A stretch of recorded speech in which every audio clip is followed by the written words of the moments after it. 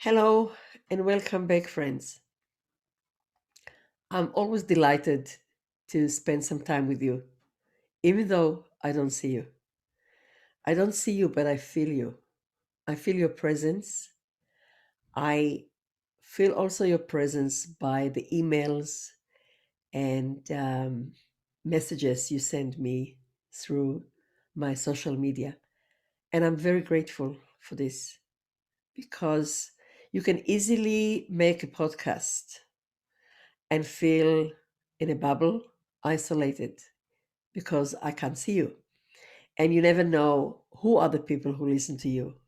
You might get a glimpse or some data of how many people listen to you, but no idea unless I get a feedback from you. So I want to tell you how much I appreciate your feedback, how much I appreciate your comments, your tagging, your sharing, your the stars, the rating that you do, it all tells me if I'm on the right way. And if I'm not on the right way and there's something that you feel is missing and you would like me to address, please feel free to write to me because it gives me such a pleasure to serve you in this regard, not to talk to myself. So we can go now straight to the topic of that I would like to address today. A teacher wrote me a letter, not a letter, an email. I'm still in the letters. And let me just read it to you. Hi, Zohara. I've been reflecting on your lecture, which I appreciated so much. Thank you. Thank you. Especially the part about how families and societies have changed. It was a relief for me as a young teacher to hear that what happens now is not all about me being a bad teacher. So, if you have some time, I would like to share with you a story of a family that I work with. Now, before I read you the email that I received, I'd like to say that this is a question asked by a teacher, but it's not just for teachers. This is a question asked by a Suzuki teacher, but it's not just for Suzuki teachers. It's for every instrumental teachers, but it's also for all the teachers who teach children. Another thing which I want to say, even though it's a question, it's a teacher's question, the answer and the topic refers to parents, to Suzuki parents, to parents who their children learn an instrument, and to parents who their children learn anything and everything. Because there is the core of the question refers to the way that we look at education today. And if we are interested in including the whole village, metaphorically speaking, in the education, I think we should have an interest in this question. This question is actually asked in various forms and maybe styles by so many teachers. I've been having this sort of questions from many teachers around the globe and from many parents around the globe. So if you are a teacher, if you are a parent, if you are a grandparent, if you are a carer, if you are a guardian, if your heart is in any shape or form in education of any shape or form, you might find yourself in this question, maybe also in the answer. And it's a very good invitation for inquiry, reflection, contemplation, meditation. These are the words we like using here in the Soloist podcast. So let me go straight to the question. Here it is. There is a mother in my studio who is doing such a fantastic job with her two children. She drives them to lessons. She does her best to practice with them while she is still working almost full time as a lawyer. I don't know how she manages.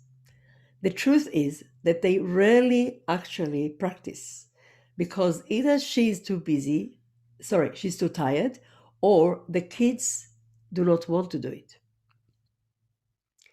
The mother's way of thought is that everything is up to what the child feels like doing, and so they rarely listen to her and only to their immediate feelings. It's difficult for her to set boundaries and to say no.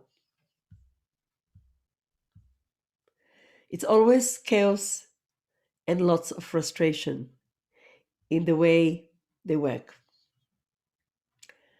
There's also a father there, but he's not involved in the program and does not really want to be. Sometimes I get a message from the mother saying that one of the children doesn't want to come to a group lesson or any other activity.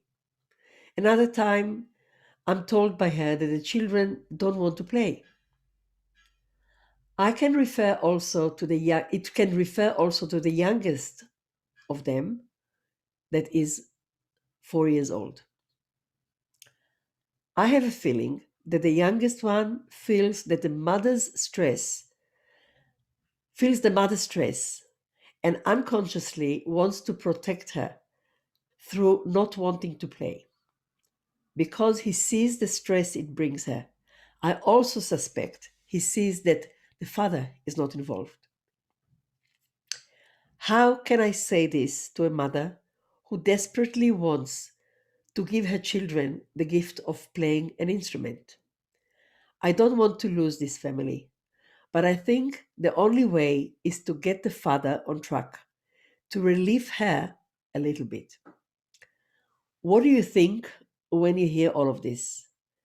What do you think I should do? If you have any idea or thought, I'm deeply grateful. Thank you again for being a continuous inspiration. What a beautiful, rich question. And of course, like many good questions, it has many layers. It's quite a complex question. And I'm sure that whatever I'll touch will be just the tip of the iceberg. So I picked up a few words that you mentioned, and I'd like to refer to them just to get a picture of what we are having here. And I'm sure, as I said before, many of you teachers and many of you parents will find yourself in this situation. So we've got here a family, a mother, that desperately wants to give her children the ability to play an instrument, the gift of music. And it can refer to any other thing that she wants to give them, that parents want to give the children. Parents want to give the children the world. So this is wonderful. This is a good foundation, a good background, because not always it happens. So some parents are not in the situation that they can even um, afford, not just financially, but afford even the space in the heart and in the day and in their life to want to give the children this gift. Some parents are working hard, some parents are in a survival mode, some families cannot even think of doing more than the essentials. So we have here a family that wants to desperately do anything possible to give the children um, a dash of art in education, specifically speaking. To your question, if it will make a huge difference if the father will join. or take more of the responsibility of the mother. I'm sure it will. It will help a lot. It's always beautiful for children and for the parents to have the interest woven together. But in many times, in many households, it's not happening. Sometimes it goes even to the point that one of the parents will be up to hostile and very not encouraging, not supportive. And sometimes it'll just be a lukewarm relationship. It will mostly be one parent that takes the dedication and the devotion, and the other parent follows here and there. So I think it will help, but I don't think it'll create the change that you are after, or the transformation that you are looking at. What else I'm reading here? You mentioned the child feeling the mother's stress. That's for sure is happening because children always read, feel, digest consciously or unconsciously their parents' stress. Sometimes they might not be aware of this. Actually, many times they might not be aware of this. They won't even know to analyze that this is it. They will think this is theirs because children absorb everything from their parents. So that can be too. Definitely, the child is absorbing the mother's stress, and yet again, I'm not sure that this is the case. I'm not sure that this is the reason that the child does not want to do the work. You mentioned here in your email two words in one phrase: chaos and frustration. Now, chaos usually brings frustration. Chaos very rarely, if at all, brings happiness or delight or joy because chaos brings chaos. So when there's chaos, it's really the parents' role to intervene, to take control, and to see how much of the chaos they can navigate, how much of the chaos they can change. And sometimes they can't change everything because life, especially as we see in today's world, is quite chaotic. And many times it's beyond our control. But I'm guessing that the chaos that you're referring to is the chaos which is in the dynamic of the family. And that will be a chaos that the parents can control, at least most of it. And when the chaos is being managed or eliminated, then the frustration is going to disappear or less frustration. So the dance between chaos and frustration is very much the role and the job of the parents. I'm just unpacking it, and we will see what are the steps we can offer the family. You also mentioned in your email the word boundaries. I totally agree. The boundaries are they need to be established. If there's no boundaries, very difficult for children to navigate the way. Actually, feel the children children feel unsafe when there are no boundaries. It's an interesting concept. Many parents in today's world feel that if they allow children complete freedom, freedom to choose, freedom to change, freedom to decide, freedom for everything, they make them happier human beings. And that's not the truth. That's not the case. Boundaries need to be established so the child know how to operate within these boundaries. Now, I'm not talking about tying a child and limiting a child and actually making a child feel completely bounded. Boundaries need to be around some space. And in the space within the boundaries, this is where the child can operate safely, securely, and with confidence. And boundaries change as children grow up or as circumstances change. So boundaries is not something which is strict. We can see that even borders of countries is not something which is fixed. Countries and nations will push and will try push and pull and will try to win them over or to just cross the borders and so on. So it's important to be sensitive to the boundaries that we create around children. And boundaries are not just for the sake of boundaries, they are for the sake of achieving something. So while reading your email, it's difficult for her to set boundaries and to say no. This is one of the things that we need to nurture the mother, to give her the tools how to do it. And I think it will end up, or it will actually point to a way to show the mother how these boundaries are important. They're important because they're going to make their children happier. They're going to make their children progress, develop. They're going to make them better human being. And they're going to make her role as a mother easier. Here's another thing which I'd like to pick from your email.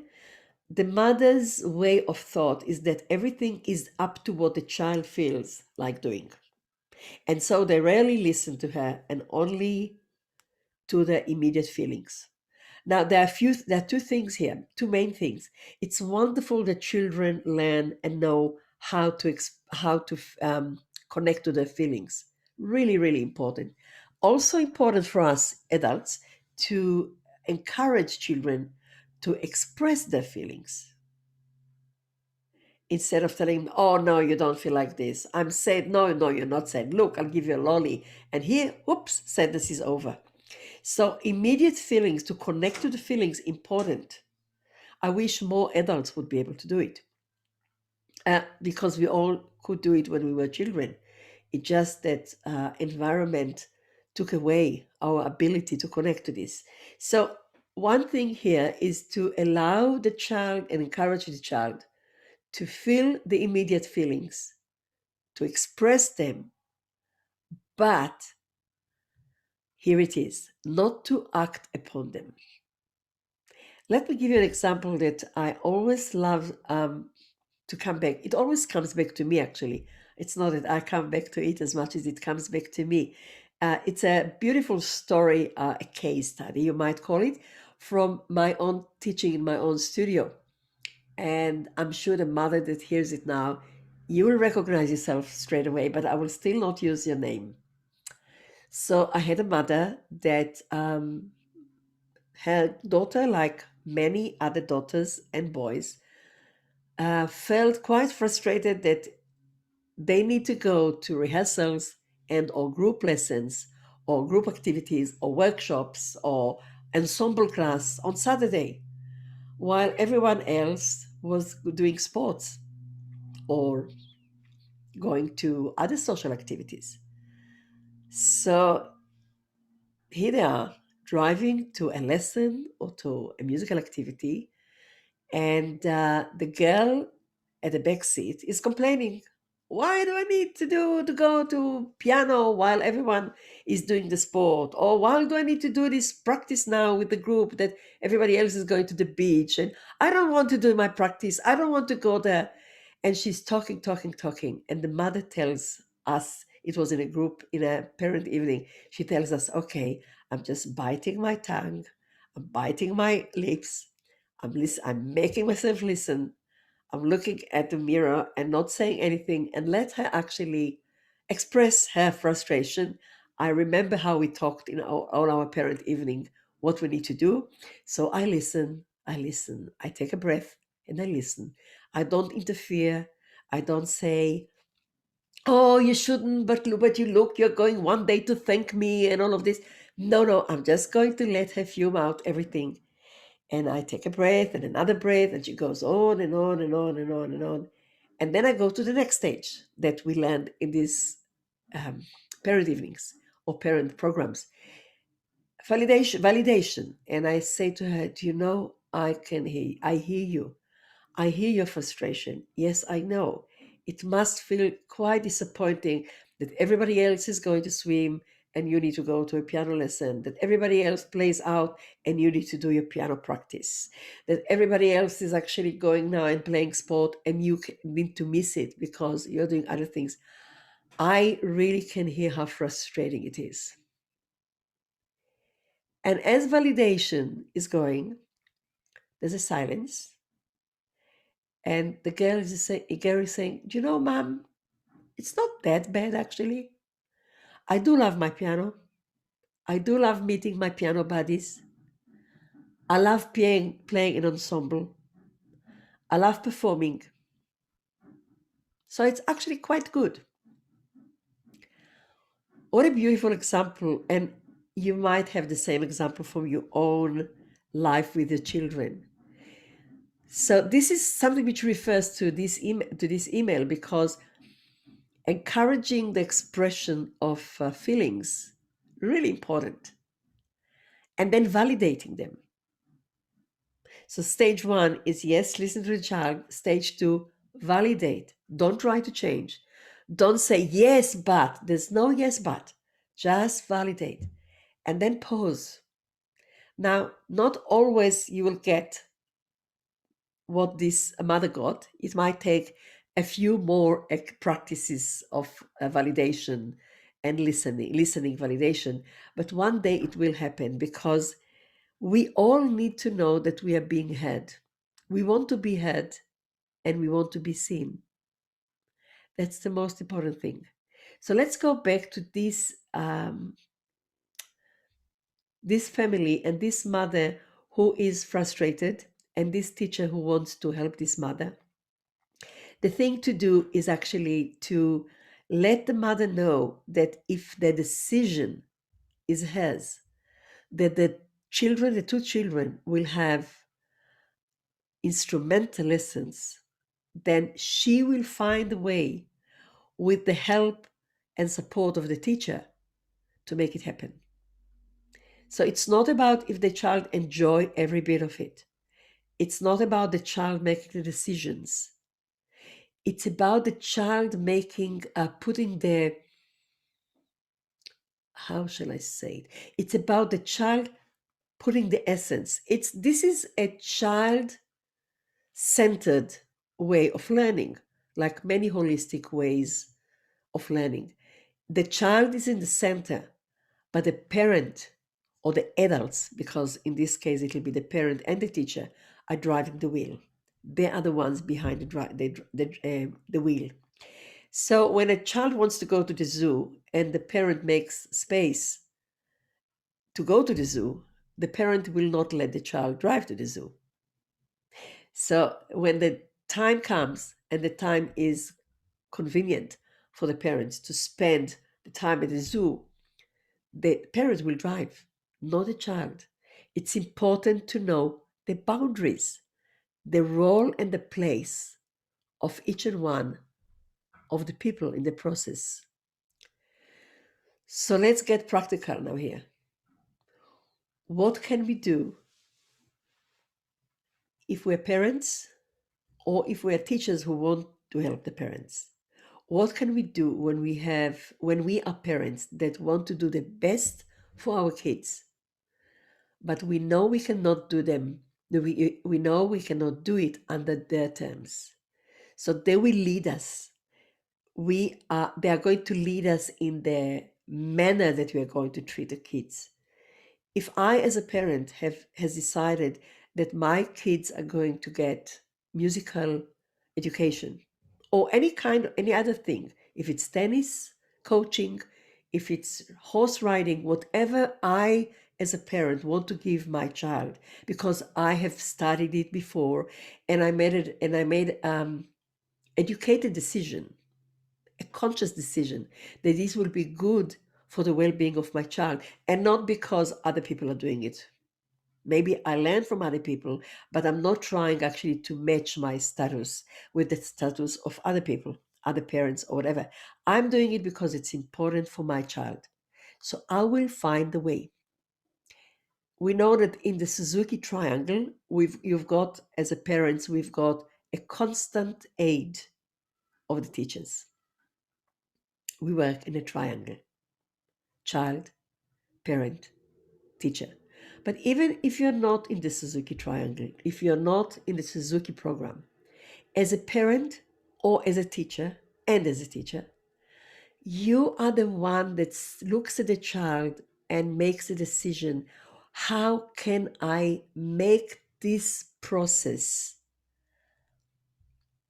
working for my child and for myself?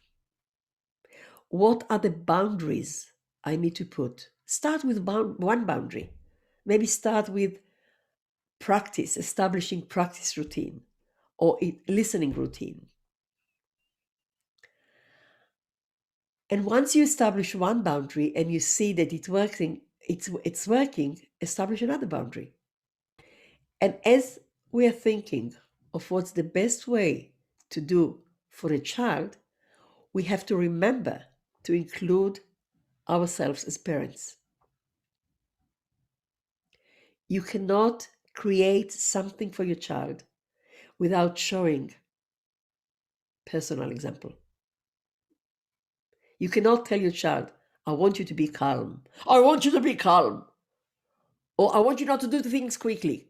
You can say, I want you not to do things quickly. Or the best is do not do things quickly. So we need to know that everything that we do, because we parents are the environment for the child, everything that we do is what we are giving our children. And for teachers who want to show the way and want to help parents get this understanding, invite a parent for a cup of coffee or tea, for a meeting.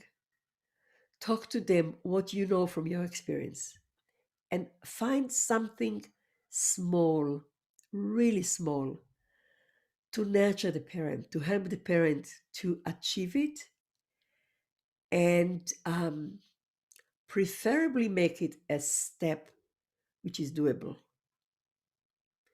You've had a history with this parent, a short history, a long history, and you know what this parent is capable of. So work within these frames. I'm a great believer in our ability to work together, also, or maybe especially, when things are not going smoothly as we want, because things never go smoothly in life, not between parents and children, not between parents and the teachers they work with, not between employees and employers, not between nations, not between organizations. It's through the conflicts that we learn. To have a conflict and to say, okay, too much for me, I'm out of here, will be a waste of opportunity. So it's through going through these fires, metaphorically speaking, and sometimes, unfortunately, not metaphorically speaking,